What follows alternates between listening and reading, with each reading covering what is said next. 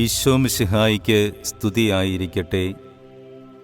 ഈശോയിൽ ഏറ്റവും സ്നേഹമുള്ളവരെ, നോമ്പുകാലത്തിൻ്റെ 3-ാം ദിവസത്തേക്ക് നാം പ്രവേശിക്കുകയാണല്ലോ.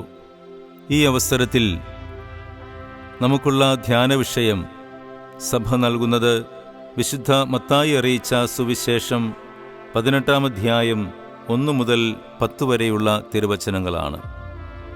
ഈ വചനഭാഗത്തിൻ്റെ 1 മുതൽ 5 വരെയുള്ള ഭാഗത്ത് സ്വർഗരാജ്യത്തിലെ വലിയവൻ എന്ന ശിഷ്യന്മാരുടെ ചോദ്യത്തിന് കർത്താവ് പറയുന്ന മറുപടിയാണ്.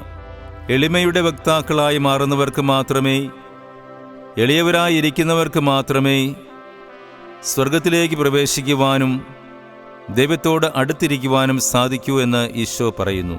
ഈശോ പറയുന്നത് ഒരു ദൃഷ്ടാന്തത്തോടു കൂടിയാണ്. ഒരു ശിശുവിനെ അരികിൽ നിർത്തിക്കൊണ്ട് കർത്താവ് പറയുകയാണ്, ഈ ശിശുവിനെ പോലെ സ്വയം ചെറുതാകുന്നവന് മാത്രമേ സ്വർഗരാജ്യത്തിൽ വലിയവനായിരിക്കാൻ കഴിയുകയുള്ളൂ. അതിനോട് ചേർന്ന് 5-ാം വാക്യത്തിൽ കർത്താവ് പറയുന്നത് വളരെ ശ്രദ്ധേയമായൊരു വാക്യമാണ്.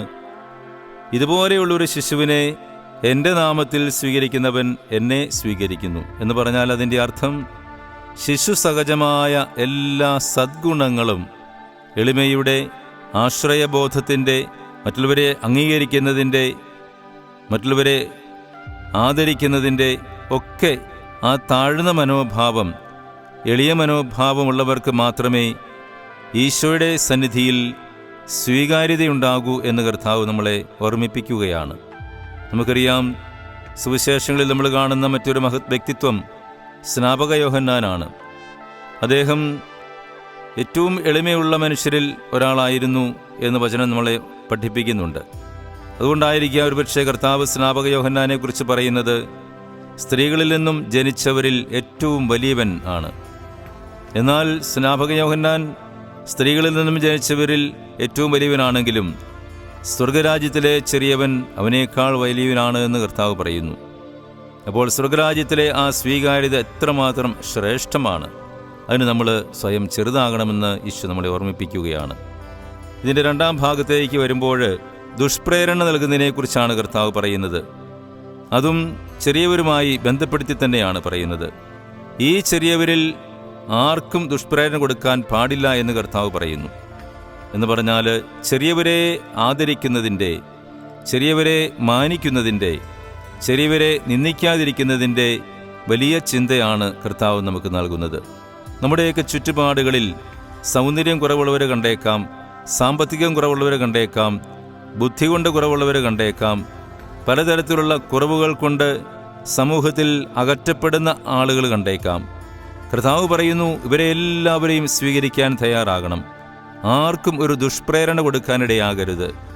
അത് ദൈവസന്നിധിയിൽ നമ്മുടെ സ്വീകാര്യതയ്ക്ക് മങ്ങലേൽപ്പിക്കും, അല്ലെങ്കിൽ തടസ്സമായി നിൽക്കും. അതുകൊണ്ട് ചിലപ്പോൾ ചില ആളുകളെ കാണാറുണ്ട്, വലിയ ജാട കാണിച്ചുകൊണ്ട് സംസാരിച്ചുകൊണ്ട് നിൽക്കും. ആ ഇടയിലേക്ക് അല്പം അഴക് കുറഞ്ഞിട്ടോ അല്ലെങ്കിൽ കഴിവ് കുറഞ്ഞിട്ടോ ഉള്ള ആളുകൾ കടന്നു വന്നാൽ അവരെ മൈൻഡ് പോലും ചെയ്യാത്ത ചില ആളുകളെ കാണാറുണ്ട്. അപ്രകാരം ജാട കാണിക്കുന്നവരോടൊക്കെയുള്ള കർത്താവിൻ്റെ ഒരു സൂചനയാണിത്. എളിമയുള്ളിടത്ത് മാത്രമേ എപ്പോഴും ദൈവസാന്നിധ്യം ഉണ്ടാവുകയുള്ളൂ, ആത്മീയതയുണ്ടാവുകയുള്ളൂ, പരിശുദ്ധാത്മാവിൻ്റെ പ്രവർത്തനം ഉണ്ടാവുകയുള്ളൂ. അതുകൊണ്ട് എളിയവരായിരിക്കുവാൻ നമുക്ക് ആഗ്രഹിക്കാം. എല്ലാ എളിയവരെയും നമുക്ക് സ്വീകരിക്കാം. അത് കർത്താവിനെ സ്വീകരിക്കുന്നതിന് തുല്യമാണ് എന്ന് വചനം നമ്മളെ ഓർമ്മിപ്പിക്കുന്നു. പ്രത്യേകിച്ചും ഈ നോമ്പുകാലത്ത് കർത്താവ് നൽകുന്ന ഈ എളിമയുടെ ദൈവശാസ്ത്രം, ഈ എളിമയുടെ ആധ്യാത്മിക ശാസ്ത്രം നമുക്ക് പരിശീലിക്കാൻ പരിശ്രമിക്കാം. നമുക്ക് സ്വയം ചെറുതാകാം. ദൈവത്തിൻ്റെ മുമ്പിൽ നമ്മൾ വെറും കീടങ്ങളാണ്, നമ്മളൊന്നുമല്ല എന്നുള്ള മനോഭാവത്തോടുകൂടി എല്ലാവരെയും നമ്മളെക്കാൾ ശ്രേഷ്ഠരായി കാണാൻ പരിശ്രമിക്കാം. അങ്ങനെ എല്ലാവർക്കും എല്ലാമായി തീരുവാൻ, എല്ലാവർക്കും നന്മ ചെയ്യുവാൻ, അവരായിരിക്കുന്ന അവസ്ഥയിൽ കണ്ടുകൊണ്ട് അംഗീകരിക്കുവാൻ, ആദരിക്കുവാൻ, ക്ഷമിക്കുവാൻ, സ്നേഹിക്കുവാനുള്ള കൃപയ്ക്കായി പ്രാർത്ഥിക്കാം. ഈശോ നമ്മളെ എല്ലാവരെയും സമൃദ്ധമായി അനുഗ്രഹിക്കട്ടെ.